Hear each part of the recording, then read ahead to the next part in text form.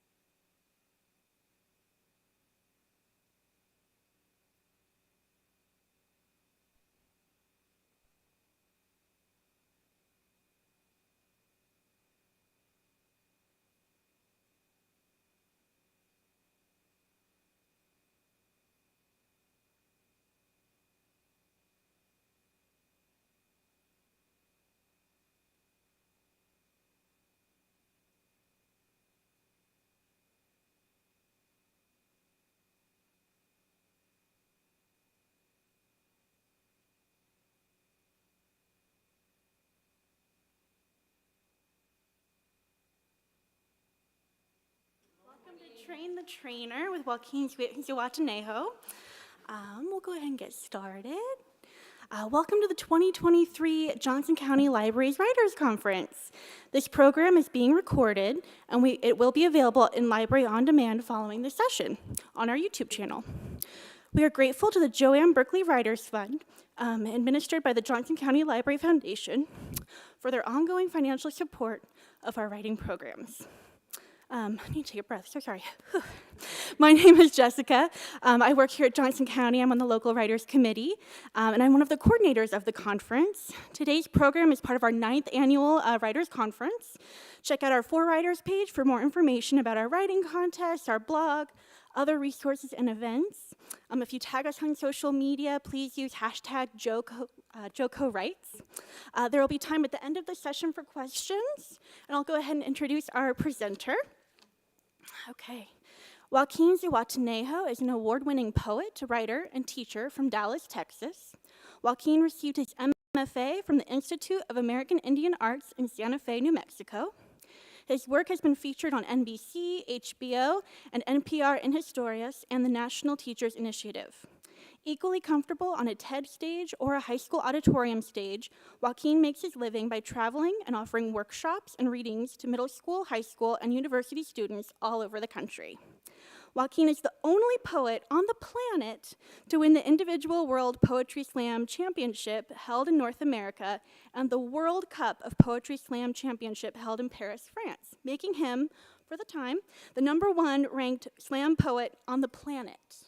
Joaquín's next collection, Occupy Whiteness, is due out from Deep Vellum Books in April of 2024. Joaquín lives just north of his hometown of Dallas, Texas, where he works and currently serves as the inaugural Dallas Poet Laureate. Joaquín has 2 passions in his life, his partner, Aida, and poetry, always in that order. Please welcome Joaquín Zihuatanejo. Thank you so much. Hello. Hi, everyone. I'm going to talk today with you all about how I managed for the last 17 years to make a living as a touring, teaching artist and writer. But before I talk about that, I thought we'd do something that some writers love to do and some writers do not love to do. I thought we'd draw first. Because why not, you know? Don't draw yet. Don't draw yet. This is going to be an assigned drawing assignment. I still hold a state certification for my teaching certificate. I was a teacher so long ago, in my early 20s, that you know what it says on my teaching certification? You know what it says? It says lifetime. Meaning, new teachers have to go get that new training every 2 years. Not me. I'm good. So I'm going to be very instructional and very methodical today, like a teacher would be. We're going to draw a shape. Pen is fine. If you trust yourself, pencil will work too. But this shape is going to be a specific shape, not a square, not a what have you. I'm going to assign the shape. But when I assign the shape that you're going to draw, please don't draw it like, if I say triangle, it's not going to be a triangle. But if I say, don't draw your triangle like this. There it is, Joaquin, the world's tiniest triangle in this sea of whiteness. No, I want it to be big enough, whatever the shape I say, big enough where I can see it from a few feet away. So take up some space, okay, in the center of this thing. Leave some room around the edges. Here's the shape. Not for me, for you. The shape of your face. Now, before you draw, if you want to touch, angle, giant orbs. Thank you, Mom. These cheekbones come from my mom, y'all. Straight up, kind of rounded, and then angle, and then flat at the bottom. I think I know what shape I'm going to draw now, okay? I think I get it. No ears, no hair, no eyes, just the shape of your face in the center, kind of big. This is a time drawing assignment. If you see me with my phone in my hand at all today, I'm not telling Instagram how cool you all are, although I want to. I'm using my stopwatch application. You have 20 seconds starting now. Kind of big in the middle, leave room around the edges. Shape of your head or face. Don't slam your face down and trace, it never works. And time. That's 20 seconds of work. Can you imagine what we could have done with 20 minutes? You've just created a work of art. You must do as all artists do now. Sign your work. Some people use their initials. Some people use just their first name. Artists, man. Those people. I don't understand them. All right, everyone has signed their work. Fantastic. Turn to someone near you and say, "Hi, partner." Do me a favor. Exchange faces with your partner. So they have your drawing and you have theirs. Now here comes the most uncomfortable part of this workshop. Turn and stare only into your partner's eyes for 3 seconds. Go. 1, 2, and 3. Stop. Don't get lost. I don't have to go look for you, okay? Get lost in their eyes. Do them a favor. You're going to draw their eyes for them. Wherever you think their eyes go on the face. But when I say eyes, I mean the entire eye component. That means the pupil, the lash, and the brow. Take care of them. You have 90 seconds to draw their left and right eye. We don't have time for glasses, people. I mean, if you have time, do it, but the clock is ticking.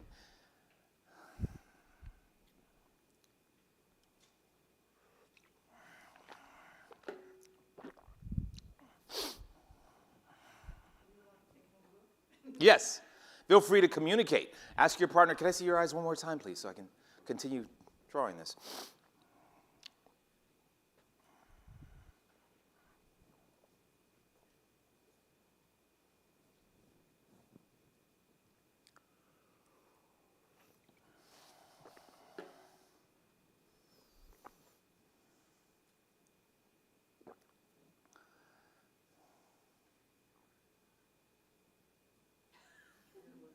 "45 seconds down, 45 seconds to go. If you've not transitioned to the second eye, you're behind schedule.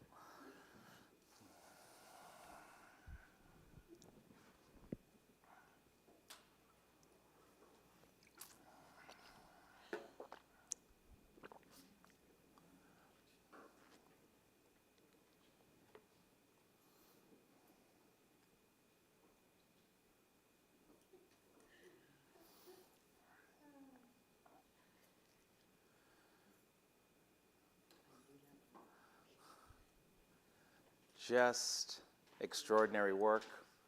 So well done. And time. 90 seconds. Exchange faces back so that they have theirs and you have yours. Thank you. Now, grab your face, grab your drawing tool, rise. New partner, go.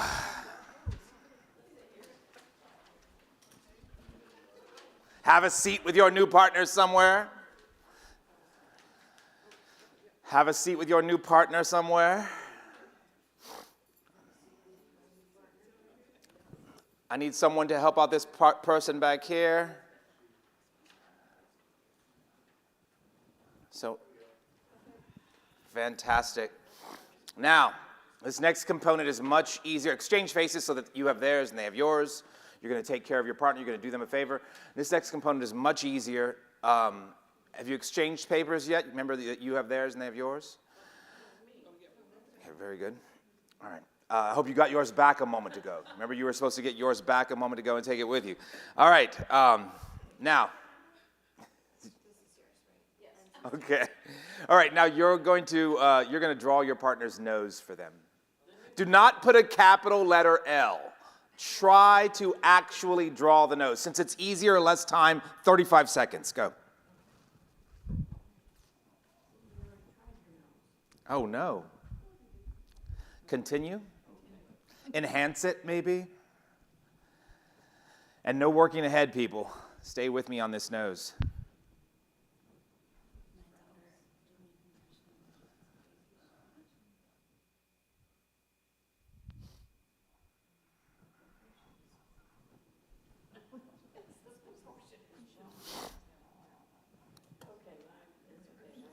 Ten-second warning.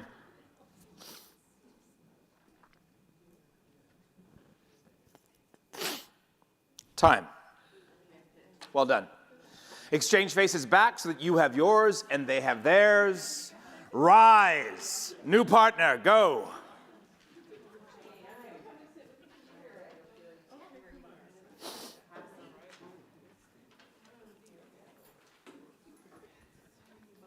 Uh-oh. What about, can we switch up one more time so that they can have someone they haven't worked with yet? Thank you so much. We've got you over here with someone new. How about right here? Have you worked with this writer yet? Fantastic. All right. Now sit down with your new partner, exchange faces so that they have yours and you have theirs. And give them any kind of smile that you like and let them look at your smile for about 3 seconds. Or you can give them a Batman scowl if you like. 2, 3. Now, draw their smile. You have 60 seconds. Go.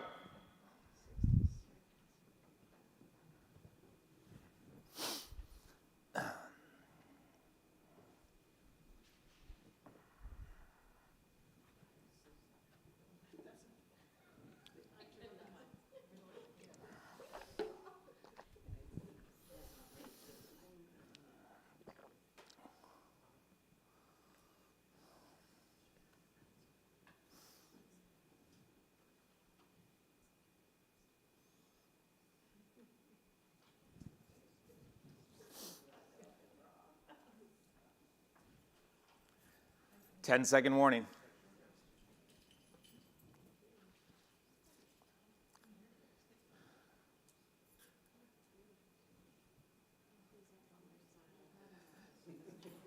Time. Stay with this partner. Stay with this partner for the next component. I love teaching writing. I love teaching, as you can tell, art. But I also love teaching kindness. So here's a quick lesson on kindness. The following sentence is mean, and you're never allowed to say it. So don't repeat this sentence, okay? You're not allowed to say, hey, can you move your hair so I can see your ears? No, that's not nice. You don't ever get to say that. So if you can see your partner's ears, good for you. If you cannot see your partner's ears, you must imagine what they might look like, okay? So turn and have a wayward glance toward the ears of your partner. And just simply imagine what they might look like if you can't see them. And now, in 40 seconds, draw the left and the right ear. Go. If you can't see their ears because of long hair, maybe they're wearing a pirate earring in your mind's imagination. You just be as creative as you want.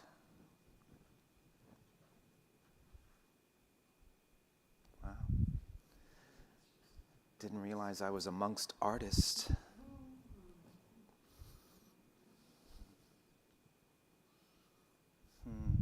Wonderful, wonderful. 10-second warning.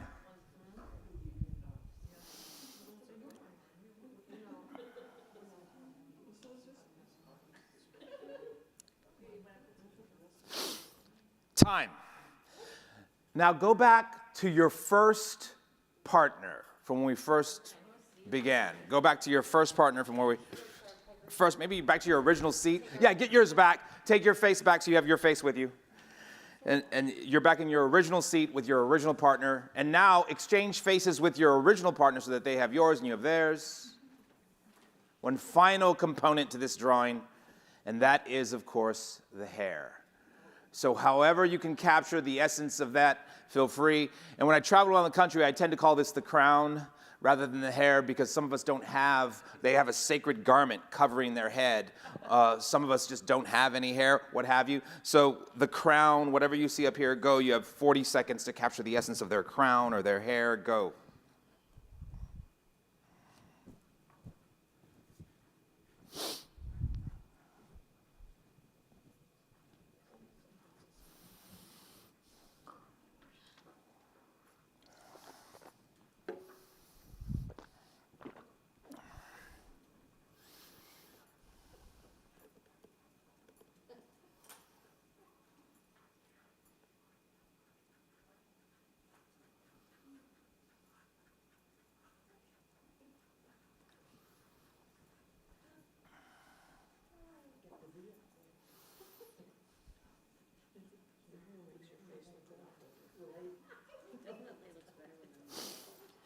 Ten-second warning.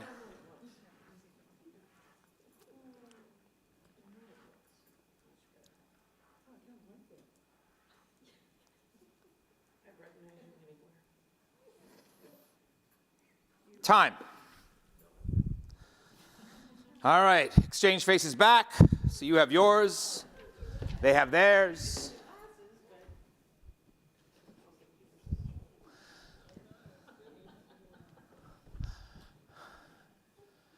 You know, I travel around the country talking with young people about writing. And sometimes they're so young that they're in middle school and high school, these young writers I'm working with. And I tell them, when you turn 18 in the United States of America, you get to do the most revolutionary act that you can in our country. You get to vote. And the national election's kind of important, whatever.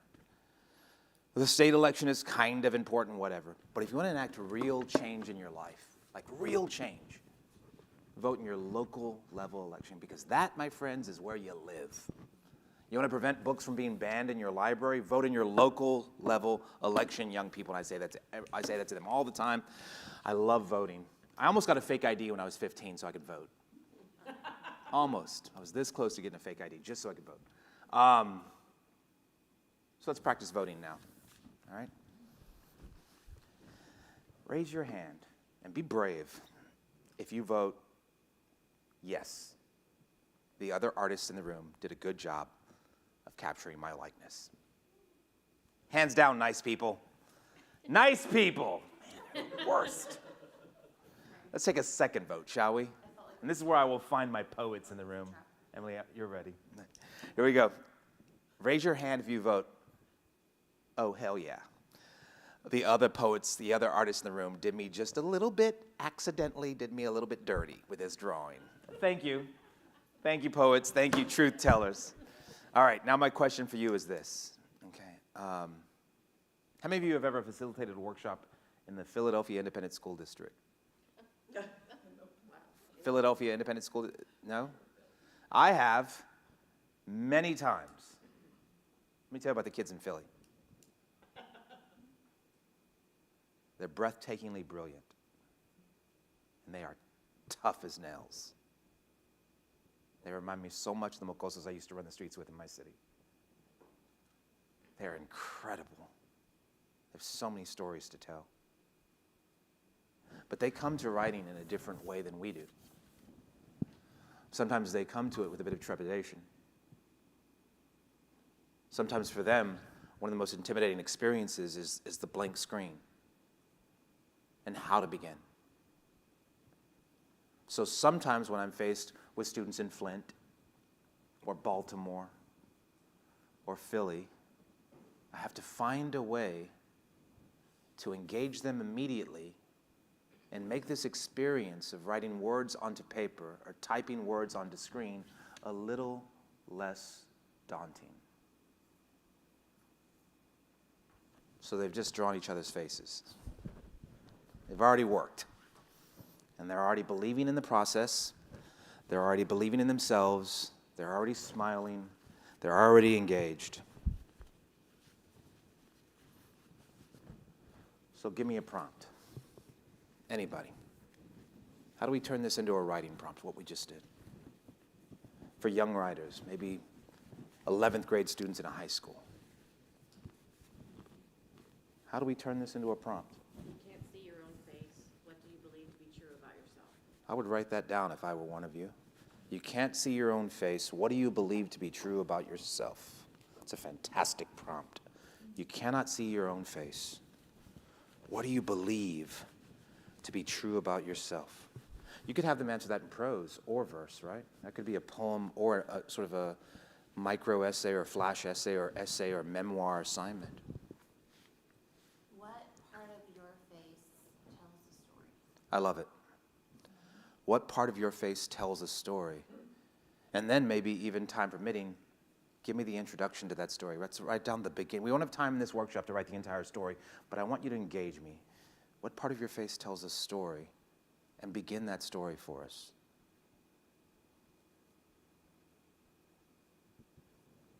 Anything else? What is the face of your poetry? What is the face of your poetry? I love that. What is the face of your poetry? It's wonderful. I like my face, but I don't like my... Oh, there's a good one. I like my face, but I don't like my... Finish that thought. How many of them will go to Father, go to something very, very deep and worthy of being written about? My city, my world, my country. I like my face, but I don't like my... One more before we move on. Anyone else have another prompt for us that we can turn this into a writing assignment for young writers?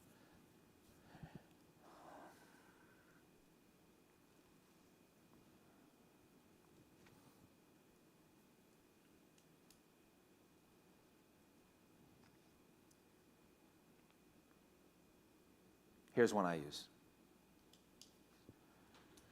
Remember I was at a juvenile detention center, the big one off 30 in Dallas, and they asked me if I would do a 6 weeks writing program during the summer. Any of you ever taught a juvenile detention center? That's tough teaching, y'all.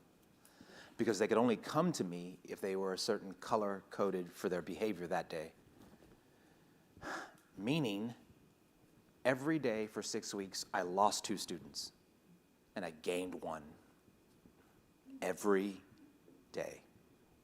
You're developing a unit, a lesson plan to teach, and you're losing students every day, and you're gaining students every day. It's the most impossible, exhausting teaching that one can do. And I did it. And it was the best teaching I've ever done in my life. But this was in a special wing. This was in a wing for young people, young men, who weren't waiting to get out of juvenile detention. These were a group of young men who were waiting to age up into prison because they had murdered people. And one of the young men I was working with, the woman who was my coordinator, she said to me, he was born in South Dallas in a crack house. Like that was his beginning, on the floor of a shack that was covered with needles. Like that's where he was born into this world. And here he is now. So when I did this activity with them, I said to them, the world has an impression of you. Maybe because of something you've done, maybe because of where you are right now, physically in this world, where you're being housed and detained. But most importantly, you have an impression of you. And that's what I'm most concerned with. I don't care what anybody else thinks of you. I care what you think of you. And for me, I'm sitting across you right now, and you're giving me your humanity. You're being silent and respectful. You don't know me from Adam, but you're giving me your ears and your eyes and your humanity. And for that reason alone, I think there's greatness in you. And I can see that greatness. Even if you don't see it in yourself, I can see that greatness written all over your face right now. So let's write a poem all over our face. And the poem cannot extend up beyond the boundaries of the face that you just drew. It has to be inside. And I simply want you to tell me one thing in this poem, in verse, and we'll talk about lines and rhyme in a moment, but what I really want to know is, what is your greatness? Where does your greatness lie? Has to be captured inside the face, cannot extend beyond that. So they have line limitations. They can't write these long Whitman-esque disconsolate lines that go from edge to edge. They have to be a little more terse with their language. And so there we go. Where does your greatness lie? That's one of the prompts I use. I travel around the country talking with grad students who are anxious to put the pen to the page and the finger to the keyboard. And then I travel around the country and I work with inner city middle school and high school students who come to the page and this experience in a very different way than we do. And I have to be ready for each of them.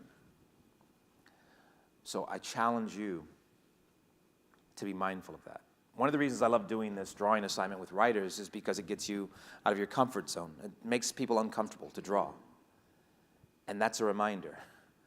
That's a reminder for you to realize that some of the places you'll go to facilitate a workshop, you're working with young writers who are uncomfortable. And I want you to remember that. So how do we meet them in their uncomfortability to help them lean into the page and create something extraordinary as they are? This is what we do. So, I'm just going to talk for a bit and then we'll do Q&A. I was on TV. I was on a program called Russell Simmons Presents Deaf Poetry for HBO's Season 5. I did a poem called This Is a Suit, which is a poem written in the form of a lawsuit against the United States of America for crimes committed against a man named Joaquín Zihuatanejo. And my name is Joaquin, and his name is Joaquin. And every culture, your culture, has certain sacred names. And in my culture, Juan, Juanita, those are sacred names. But Joaquin is a sacred name. And it has to do with this man named Joaquín Zihuatanejo in California, in the Sonoran Desert, and what was done to his family and what was done to him by American settlers. And so it's a name that's not given lightly, and I wanted the world to know about the history of this name in this poem and the atrocities that were committed against this man and his family, and why my grandfather battled my father during the naming ceremony. My father wanted to name me something, and my grandfather wanted to name me something, and I got one of each. So, yeah. What about your last name? Zihuatanejo. Yeah, that's where my grandfather was born. Oh, okay. Yeah. When he came over, they transposed the last name with the city of birth. So, yeah. So, yeah. But so I was teaching at the time when I shot this poem on TV, and someone got a hold of my phone number, and they said, "Is this the Joaquín Zihuatanejo who's on the episode of Deaf Poetry Jam last week?" And I said, "Yeah, that's me. I was on that show." And she said, "I'm the student activity board over at TCU, and we were wondering if we have National Hispanic Heritage Month is coming up in 4 weeks. We're wondering if you'd come to our campus and recite that poem, and maybe a few other poems, and then facilitate a workshop, and we'll pay you $1,000." It's like, what? $1,000? Yes. TCU is a hop, skip, and a jump from my house in Dallas. It's like 40 minutes away. Absolutely, I will. And I went over there and I did a few poems and I facilitated a quick writing workshop. It took me about an hour to do this program. And they paid me $1,000. And there was a young woman in the back of the room. And she was very attentive and she was into everything. And I was so proud of all of them. But I could tell she was really like taking pretty frantic notes. And she approached me at the end of the session. And she said, "Hi, Joaquin, I heard you were going to be here. I don't go to this school. I just snuck in. But I'm at Texas Wesleyan College nearby, and I wanted to see what your workshop would be. and could you come do this exact same program at our campus, and we'll pay you $1,250. We have it in the budget for you. And I was like, okay, yes. And I found out from around the way that at the time, and this was years ago, this was like 17, 18 years ago, that there were a few poets on the planet who were making their living by traveling around the country and facilitating workshops and offering readings. Now, most poets were not doing this. And today, most poets don't do that. Most poets are professors, and they have a day job. They teach. They profess at a college. And then they get grants and things like that. But there were a few who were just simply poets, just like touring troubadours. I was like, it's so romantic sounding. You know, I just thought it was like, wow, gosh, to be paid to travel around the country like a Johnny Apple sonnet, you know? And I told my partner, I said, I really want to try this. I really want to try this. And my partner said to me, okay, but how will you get us money for food and things? And I was like, I don't know, but surely there's got to be. She's like, because you get a check. Like your teacher, you get a check once a month. We know that on the, you know, she's like, I get a check every 2 weeks. You get a check once a month. How will your checks come in? I said, I don't know, but let me investigate. And so I talked with a couple of poets who were actually doing it. And I found out who their booking agents were. To this day, I don't have a literary agent. I have a booking agent. And my booking agent is they're sweetheart people. But let's go back to when I was just trying to discover what was going on. I talked with these people, these handful of poets who were doing this, and I asked them who was representing them, and I contacted the people who were representing them to see if I could take a meeting with them to tell them, hey, I'm a teacher, and I've got these poems about teaching. I'm Latino, I've got these poems about my culture. You know, I'm a human, I've got these poems about my family. And, you know, I have this 1 hour showcase of poems that I do, but I also teach a couple of different workshops about how to write a poem. And so all of them took meeting. They were like, at the time, there were like 5 really big,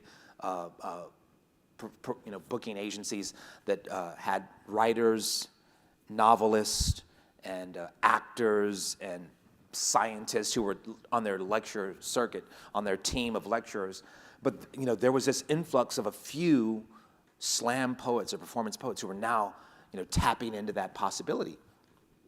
And 4 of them agreed to meet me, and 1 of them said no. So the one that said no was the one that I really wanted to meet, and that's Global Talent. They were in New York City, and I just went up there. I just flew to New York and just walked up to I just went up to the 47th floor of the Empire State Building and just walked in with my press kit, like samples of poems and a DVD of me performing, and I said, I need to meet with someone, and the secretary was like really taken aback. She was like, I'll see if I can find someone. The guy came out, and as soon as he said, come in here, and I went in his office, and he sat down, and he cursed at me. He was like, what the do you think you're doing coming into my office without a meeting? And I was like, I've got something to say to the world, and I want you to know that. And I tried to set up a meeting with email and calls, and no one would take. And he's like, tell me about yourself. So we had a meeting for just a few minutes, and he said, I'll take your information, I'll get back with you. And the other booking agents that I met with, it went better, but none of them were great. I didn't feel like any of them were like a home run. And sure enough, I didn't get offered by any of them to be a part of their roster of touring lecturers or touring teaching artists. And so when I came home to my beautiful partner, she said, the last one, I came home from LA, I was talking with a company called Red, Black, and Green, and she said, how'd it go? It was the last chance. And I said, it didn't go well. There wasn't a rhythm, there wasn't a connection. And my amazing partner said, you know what? I've been doing some research about where they go with their talent. And I found a couple of the conferences. Let's just go ourselves. And I said, well, let's think about it. That night we went to a party in Oak Cliff, a friend of ours was throwing, and we did some poems in the backyard, and this lovely woman who had to be like in her late 80s was sitting next to me at one point in the party. And my partner was sitting on the other side, and she turned and she patted me on my leg, and she said, I love your voice, Joaquin. This woman said that to me. She said, it's almost like you're the poetic heartbeat of the city. It's like your art speaks to us. And then my wife whispered in my ear, that's our company name, Art Speaks. That's it. She just gave it to us. And so my wife filled out, I don't know what she did, but she filled out a thing about doing business as, I don't know, some kind of form. an LCC. She made this company called Art Speaks Talent Associates. And we had a roster of one, me. And we went to we applied to perform, to showcase at a conference called NACA, which is the National Association of Campus Activities. And that's an organization that meets in regional conferences and a national conference, and they decide which lecturers, which novelists, which magicians, which hip-hop artists are going to come to their campus for the next 2 academic semesters. And so you're not just competing against other poets, you're competing against like Toni Morrison, who will come and give a lecture about a novel and read from their work, or you're competing against like Ben Harper, who will come with his acoustic guitar and do a set. So you're competing against any kind of thing that can be on a campus and present to students. And you have to apply to showcase your talent. And back then you had to send in a DVD. Oh my gosh, it was so wonderful. And I did not get, we were gonna go to this, my partner said, let's do the South Central region since we live in the South Central part of the United States. And if we get those colleges, maybe we can drive 5 hours or 6 hours instead of flying to save money on this tour. And so we applied to be a part of that conference, and we didn't get picked to showcase. But we could still go. We just had to pay for a booth fee and find a hotel that was less expensive than the host hotel, because we were on a budget back then. And we did all that. We got a booth, and we found a very inexpensive hotel near the host hotel, and we worked that conference for 3 days.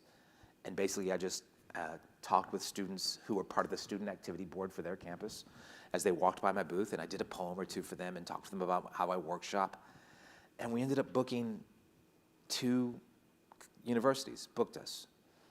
And we did some research as to what some of the other poets who were doing what I was doing were charging. And we went with like about that price range. And with those 2 shows that I booked, those 2 workshops that I booked, I was able to pay for the booth fee for that conference and still have like $2,000 left over, which, think about gas, I had to drive 4 hours to one and drive 3 hours to another. Like there's a gasoline expense that we had to take into account. I had to stay in a hotel that night, had to feed myself those days, but we still had profit. We made profit. We had an excess of money from that experience. But I felt bad. I felt like I'd failed. And I told my partner, I was like, we got 2. We can't live off of that. I said, so I think this is the universe talking to me, because I had just been nominated for Teacher of the Year again. I was a great teacher. And I said, this is the universe saying, Joaquin, keep teaching high school and let your poetry be a Friday night thing. Some people have bowling. You'll have Friday night, the Dallas Poetry Slam. And I thought that was the end of the conversation, but without knowing it, my beautiful partner submitted me again for a different NACA conference, but this one wasn't a regional, this was the national NACA conference, the annual national one. So every university in the country had the right to attend it. They have to pay a fee to go. They send 4 or 5 students with their faculty advisors. So it's like 5 students with 3 faculty advisors. So okay, every university that's gonna be there is like 8 people there. This was at the Boston Convention Center. And there were thousands of people at this conference, thousands. I mean, I think at one point we had like 5,000 people in the audience. And she applied for me to showcase, and I got selected. I got picked to showcase. So now I'm not just working my booth, I'm doing a 15-minute showcase performance of a recitation of poetry with a quick mention at the end about the fact that I do facilitate workshops as well. And I remember that showcase distinctly because right before me doing a 15-minute comedy set was a comedian named Maria Bamford, who's hilarious, and had already had like 2 HBO specials at that time. And so like you could get Maria Bamford to come to your university for a 1-hour comedy show followed by a 45-minute meet and greet for $5,000. I was like, $5,000, whoa. And then it was Joaquín Zihuatanejo for a lot less than that. And then after me, it was Ben Harper. And Ben Harper had just won a Grammy that year. But it was Ben Harper and his acoustic guitar. It wasn't the full band. It was just Ben Harper and his acoustic guitar would come do a 1.5-hour show flat. No meet and greet after, 1.5 hours. So if you want the meet and greet, we cut the show back to an hour. We do a 30-minute meet and greet. 1.5 hours, $78,000. What? $78,000. So you could have Ben Harper for $78,000. You could have Maria Bamford for $5,000, or you could have Joaquín Zihuatanejo, this poet, for a lot less than both those, right? And 38 universities booked me. 38. And I just kept saying yes. And so like there was no rhyme or reason. As I developed a touring schedule in later years, I realized, wait, I shouldn't fly from here to here in the United States, and I shouldn't go from there to there. But I was so excited. But even though I didn't do the best job of structuring that tour that year, I still made more money than I did as a teacher. And it was a significantly more than I made as a teacher, because back then there wasn't, even after all my expenses, after all the flights, I was driving to anything that I could drive. If it was 9 hours, I'd drive it, you know? And it was like Alaska, of course I had to fly. But so anyway, I did it. And I was teaching at the time.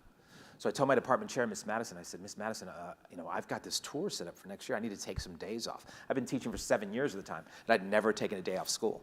And she goes, let me see your days. Let me see how many days you have saved up in your log. She goes, Joaquin, you've never taken a day off of work in 7 years. I got in a car accident one time on the way to school. Someone ran a stop sign and hit me. I exchanged information, and I ran the mile to school, and I got there 2 minutes early. I love being there for my kids. And she goes, so you have so many, you have like 40 days. And I was like, I need to take 80. She goes, what do you mean 80? I said, I need like 87 days off this year for this tour, because I have to fly and do a thing and then fly back. It's like 2 days of my life will be gone 38 times.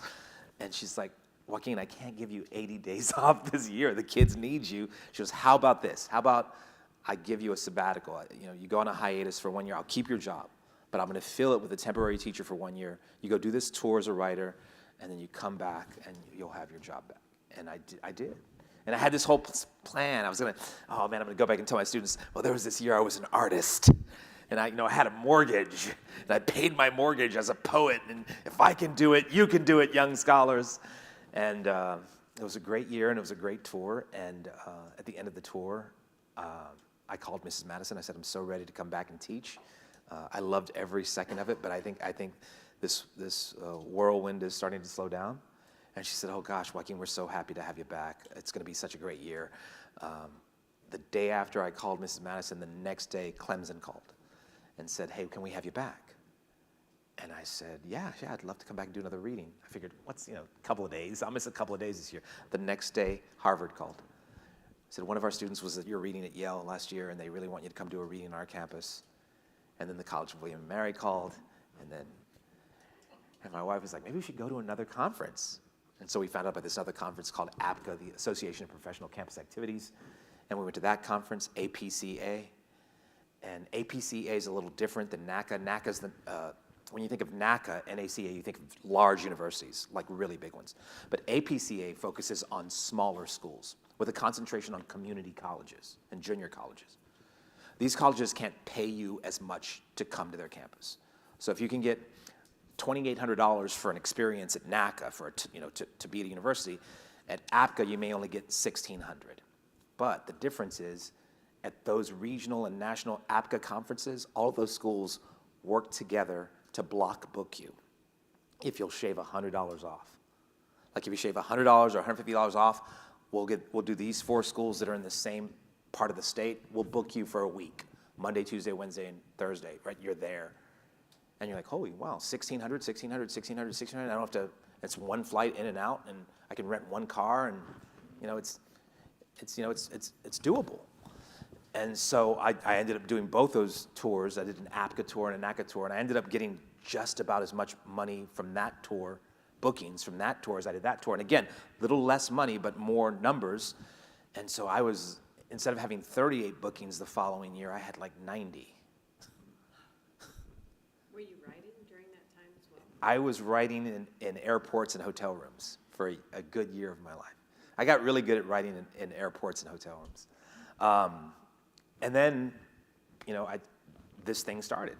And what was going to be a 1-year experiment to see if I could, support myself and my family and pay my mortgage as a touring artist and a teaching artist, it turned into 3, and then 4, and then 5. In the 5th year I was on tour, I was at a reading in my backyard at the University of North Texas, and it's near Dallas, and a woman there said to me, we had a speaker here yesterday he's not a poet, he just talks about like leadership or something, I don't know. And he's kind of like this motivational speaker guy, and his energy was so similar to yours. You should contact him. I'm going to introduce you to each other. I just think you should both know each other. And so she introduced us through email, and this person, Carlos Ojeda Jr., who was a speaker on that campus, he reached out to me and he said, wait, is this the Joaquín Zihuatanejo who 5 years ago was on Def Poetry Jam and did This Is a Suit? And I was like, yeah, that's me. And he goes, he replied, I have your poem memorized. I've seen it so many times. He said, I own a booking agency, but I'm also one of the talent. We have a roster of about 5 lecturers that tour the country. None of us are poets, we're just motivational speakers. Would you consider coming to Omaha tomorrow if I fly you? And I was like, what's in Omaha tomorrow? And they said, we're going to be working with 8th grade students all day, and I'd love to see what you could do in a 1-hour writing workshop with 8th grade students. And I replied, I work at colleges and universities. He goes, yeah, but I saw in your bio you're a teacher. And I said, well, yeah, I am. He goes, well, do this. He goes, I'm going to pay you. It's like, I'll pay you $2,000, and I'll fly you. And I said, okay. So the next morning I flew to Omaha, and I had an afternoon workshop from like 3 to 4, closing out the day with poetry. And the 8th grade students were just so wonderful. That middle school mind. They were so open to everything and to sharing. And at the end of that moment, that night, Carlos and another member of his team, Joey, took me out to dinner, and they slid a contract across the table to me. They said, sign on the dotted line. And I was like, I'm not smart enough to sign on that line. I'll take it home to my beautiful partner, and she'll read it and see if I should. And my partner wanted to adjust some things, and they agreed to. And I signed a 1-year contract with them to be on their talent roster. And they had no experience in booking university readings. And I had no experience in booking the things that they were doing, because they were doing things for programs called Gear Up, and programs like Trio, T-R-I-O, and programs like Hep Camp. Basically, there are student organizations all over the country in middle schools and high schools that are designed to help those students, especially those students who are in underserved communities, have a pathway to college. I'm so sorry, what was the first one you said? Gear Up. Gear Up. And they tapped me into that market. And I thought to myself at first, I was like, I want to teach poetry. What does this have to do with a pathway to college? Well, it turns out just expression, just self-expression, writing, all of this, it helps the mind, it helps the young scholar become stronger. It teaches them a discipline, the way math teaches them a discipline. You know, we're going to talk about the sonnet today, and they have to follow the structure of the sonnet. So it worked. So between the knowledge that I brought of what it is to be a touring lecturer in a university world, and the skill set that they brought with what it is to be a lecturer in the world of middle schools and high schools for these programs like Trio and Hep Camp and Gear Up, I joined their team like 13 years ago. And yeah, I fly a lot now. And it's a beautiful life. It's a wonderful life. And it's all different. Every week's different for me. Sometimes, it's 2 universities, and it's a reading followed by a craft talk. And then the week after that, it's 3 middle schools. And they want me to talk about my Dollars for Scholars program. I created this program about 6 years ago called Dollars for Scholars. And because I've never written a work of nonfiction, and I was thinking about doing, what if I could write a book on how to write the well-crafted personal statement? Because the personal statement turns out it's the most key component of the scholarship. And then I was at Ben Franklin High in Philly. Man, those Philly kids. God, I love them. And I did an all-day program there on the personal statement and the well-written scholarship essay. And a young student, 16-year-old young black student, she ran up to me after school in the parking lot. She was like, Joaquin, I want to thank you so much for coming to our school today. And I was like, you're so welcome. Thank you for listening to me. Thank you for being brilliant. And she said, but I got a request of you. I said, sure, what is it? And she goes, everything you said to me today, it's going to stay with me. I feel like I'm a better writer because you were here today. but I wish there was a book I could hold in my hand. Like, I wish there was a tool. You're leaving. You're going out of my life right now. And I wish there was something that I could have in my hand. You should write a book about everything you talked about today. Have a good day. Bye. And she ran away. She gave me a homework assignment to write. So that night, I was in a hotel room that night, and I started page 1 of this work of nonfiction that would become a book called Dollars for Scholars. And the first thing I did was just tell my story, my scholarship story.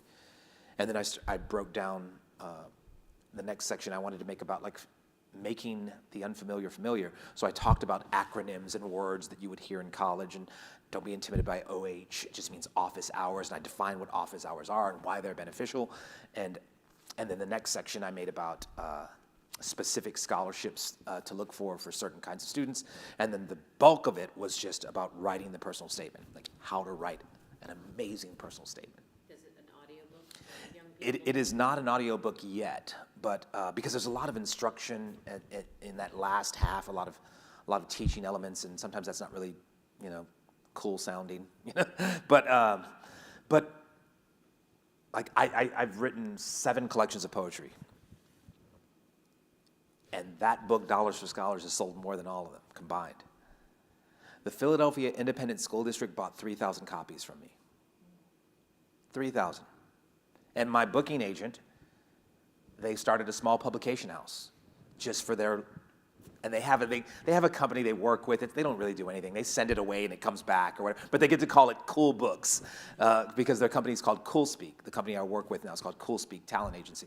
And they gave me a breathtakingly beautiful deal on that book because they don't really, like, books aren't their bag. Getting their speakers into lectures and to places to talk to young writers, that's their bag. And so they were like, what do you want? And I was like, well, I'll tell you what I want, but it's going to be a lot. And they're like, fine. And they gave me a lot. And in most publishing houses, you're not going to get a lot, and I get a lot.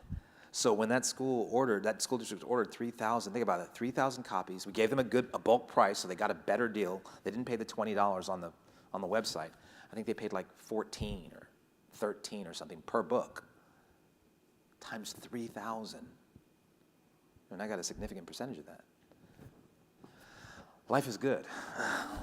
Life is good.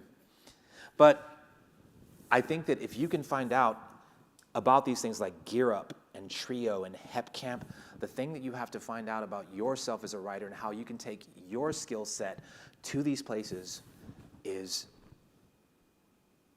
how do you fit into that particular world? Because they're all very different, specific worlds. Like, for instance, Gear Up is an acronym, and it stands for Gaining Early Awareness and Readiness for Upward or University Programs. Gaining Early Awareness and Readiness for Upwards or University. So how can my skill set help the young writers that you serve become stronger scholars that my skill set can help prepare them for the first year of college?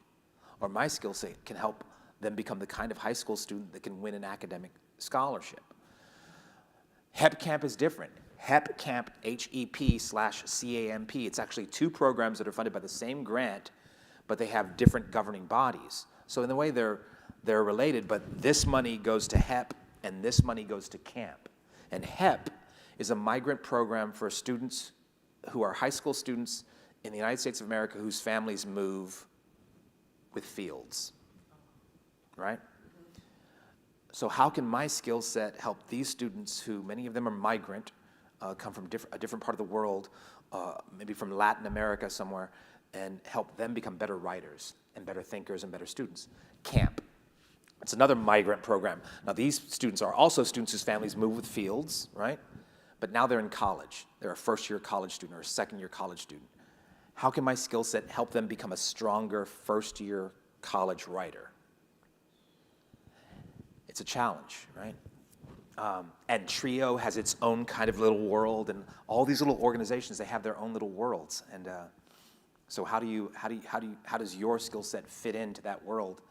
And you can research Trio. You can Google Trio, and you can research Hep Camp, and you can research Gear Up, and you'll find out what their worlds are and how your skill set as a writer intertwines with what they do. And there are Gear Up programs everywhere. I mean, everywhere. They're nationally funded by grants provided by the United States of America, and they have to apply for them I think it's every 4 years. So they get a 4-year cycle grant. They have X amount of dollars to spend in year 1, they can't go over it. They have X amount of dollars to spend in year 2, they can't go, the funds are divided equally amongst those years, which means there's a chance if you get in on that program on year 1, and they really like what you've done with their students in terms of helping them become stronger writers, they'll bring you back year 2, 3, and 4. And if that can happen a handful of times, like 8 times across the country, that's 8 clients, 4 times over each year. This is how it starts adding up. Damn it, time's getting us. Okay, Q&A.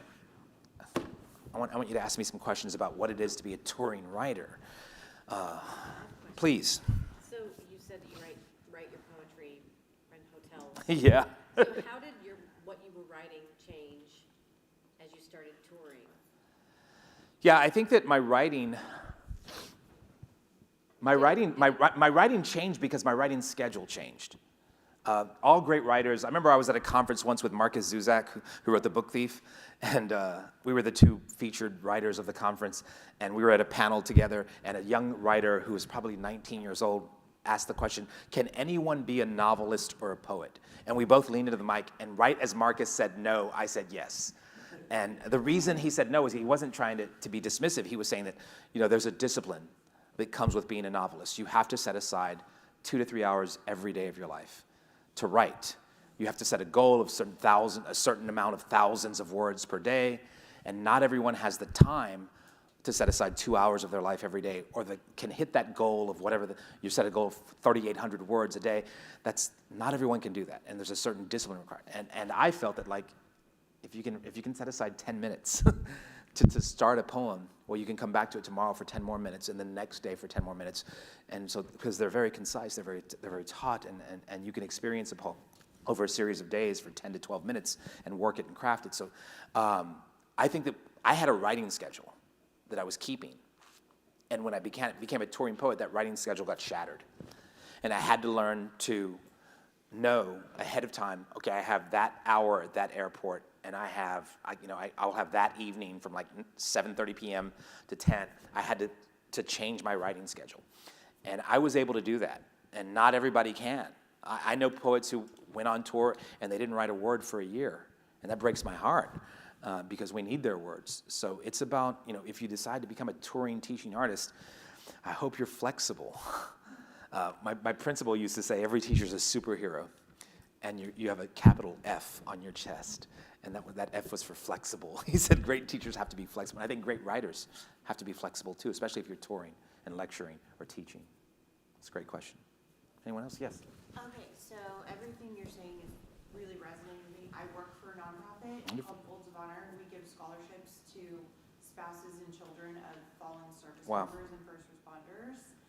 And my passion project that I have 4 daughters, and I work with this summer program where we teach them, even little kids from 4 to 18, to write resumes. And they stand on a stage and they do a personal introduction in front of a ballroom of parents. It's a convention thing, and they wear their church dress or whatever. And so when you said tutoring for the personal statement, I was like, yes, because you have such a leg up learning that before you're 25, which Absolutely. is when we usually learn that, when we're expected to go and interview with a grown-up, and nobody ever told us. Elevator pitch, whatever you want to call it, but there's just so many parallels of what you're saying, the demographics that you work with. I work primarily with females, and I'm a girl mom, and I think there's so much value in teaching kids, especially, that there is value in just standing on your own 2 feet and saying, hey, this is who I am. And not every kid fits into sports, and not every kid fits into school orchestra, and I think that I wrote down all of these programs you're talking about because I would love to get more involved in stuff like that. You kind of went right into what I was going to say, is that I have such a shared passion, I think, for what you're doing, and no discipline or schedule. And like you're saying, it's the like F for flexible. It's like mine's like M for mom, and it's like no job is above you, no job is beneath you. Like somebody has to do it to Yeah. make it happen. But I wonder, from your perspective, can I ask, do you have children? Yes, I have 2 daughters. Okay, and so, are you like, does your wife work as well? Is she an artist as well? Yeah, How does that dynamic work? I mean, how can you travel all the time? Okay, And be a full-time dad? that's a Do you fantastic understand what question. I'm That's a hearing? fantastic Where question. my And perspective- I'm not going to be dishonest with any of you. I'm a poet. I have one tool. A kid in Detroit asked me one time, what do you do? Like I know what a carpenter does, but like, what do you do? I said, I tell the truth. I tell the truth. I tell an awful truth in a beautiful way. That's my job. So the truth is, people looked at my family, me and my partner, my wife, and our 2 daughters, and they were like, oh my gosh, what a beautiful family. And we are a beautiful family. But I'm now in a position financially that I can pay for the therapy that my 2 20-year-old daughters are in right now. And they are in therapy. And I know part of that has to do with me not being as present as I should have been. And part of it is the hurt that they experienced, because I still have students that I taught who send me Christmas gifts and are still connected with me. And I know at times they felt like I was For sure. closer to That's them my dad, yeah. than I was to them. And that's a pain and a hurt they're dealing with right now. Was your wife able to like take care of everything while you were building? My wife was Where you are. working, and she's a survivor of trauma, of abuse. Like it's her story, so I can't really tell it, but just like the worst thing that a young woman can go through at the hands of her biological father. I'll stop there. Right? That's enough. That's enough of it, of the hell that was the first 18 years of her life. So while she was a lovely mom, she wasn't in therapy when we had our daughters. So she didn't have the tools to process what she was going through while trying to be a good mother to her daughters. And that pain and that rage and that hurt would come out in life. I read something the other day on I think it was Lydia Yuknovich posted something on Facebook to the effect of, just keep in mind that every time your mom or dad made a mistake, they also did 10 things right. Like for every one mistake, like they tucked you in that night, or they fed you breakfast that morning, you know, and like that's something I fall back on. And I always tell my girls, Yeah. listen, you didn't come with a manual. We're in this together. So- You're watching me grow up as well. So why don't But- you take it I back? think I'm hearing, though, the question you're asking, which was, your wife is the primary parent. yes, but at the same time, still kind of dealing with her own trauma. I guess the answer is this: being a writer and a parent is difficult because you have to be selfish, and that sucks. It's not fair to your family. But when you're a writer, when I am Joaquín Zihuatanejo, the poet, appreciate you being I lock myself in my office for those 3 hours. And in those 3 hours, when I'm thinking about the poem, and I'm thinking about the verse, and I'm thinking about the craft, I am not father, and I am not partner. I am poet. And that sucks to say aloud, but it's the truth. It's the truth, because I have to get the work done. This last book that I wrote, Occupy Whiteness, my daughters are in their 20s now. They're out conquering the world. I don't know how I could have written this book with them at 2 and 4 instead of 22 and 24. You know what I mean? Like, because it was so time-consuming to get this next project up and running. But I will say this: you have to find that delicate balance, and you have to get help. You know, I wish we would have gotten help earlier, but we're getting help now. My wife's in therapy. I'm in therapy. Our daughters are in therapy. And I think my relationship with my daughters and our relationship with our daughters is stronger today than it ever has been. And it's beautiful and it's elegant and it's lovely, but that doesn't mean we don't still fall back on moments of hurt, you know? And they don't still feel that every once in a while. But you have to give yourself the right to be selfish, and you have to give yourself the right to honor the craft the way you honor all sacred things in your life. Because, I don't know, It's a poem that it's just a poem in the grand scheme of things, but it's Time-wise, yeah. I'm in a season of my life right now where it's really hard for me to be as selfish as I would like to be to pursue more. And of this, and but and here's the bad thing about it is you have that's to. how a lot of Sometimes you have to people do it at a detriment to you. Sometimes your selfishness has to be a detriment to you. Like, for instance, I know I can write from 11 p.m. to 2 a.m. and not have to worry about hurting someone's feelings because they're asleep, and I can be selfish. And that's a horrible thing to do to your body, to stay up all hours of the night writing. It's not, like, I did that, and it wasn't good for me, but there were nights where I'd say to myself, I'd rather it be not good for me than not good for them, you know? So you're saying there's no secret sauce? There's no secret sauce. You just got to fight through it. You got to fight through it and get help and just, Luckily, my kids yeah. have a wealth of material. There you go. There you go. They're pulling their weight. Y'all were amazing today. Thank you for listening to Thank me. you so much. Yeah, thank you. This was lovely. Yes. Have you ever experienced writer's block? Yes, I experience writer's block a lot, and I've got a couple of antidotes for that. But they work for me as a poet. I don't know if they work for you as a prose writer. When that happens, when it's just not coming, I push away the tablet, the notebook, the computer. I push away the journal, and I just read. But I don't read poetry. I read novels, fiction, and that's will usually jar something in me. An experience from the novel will, oh man, I remember that one time at Tino and then I'll pull the page back out. The second trick I do is I go somewhere new.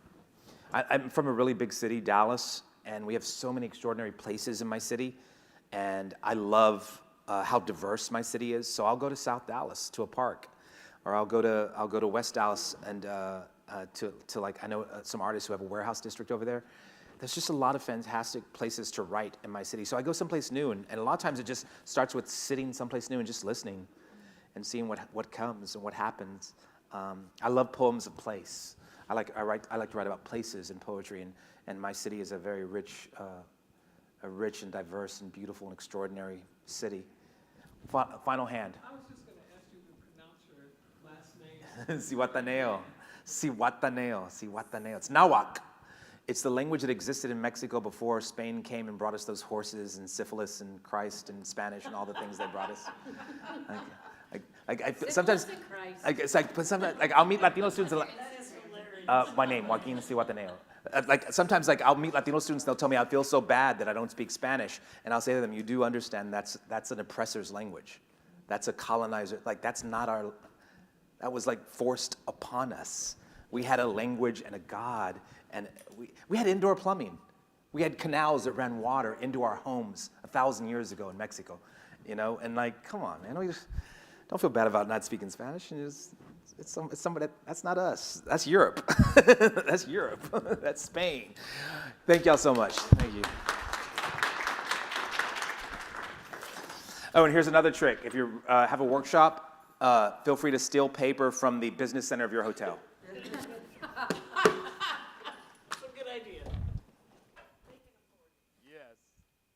Money to sleep there. They can give me 25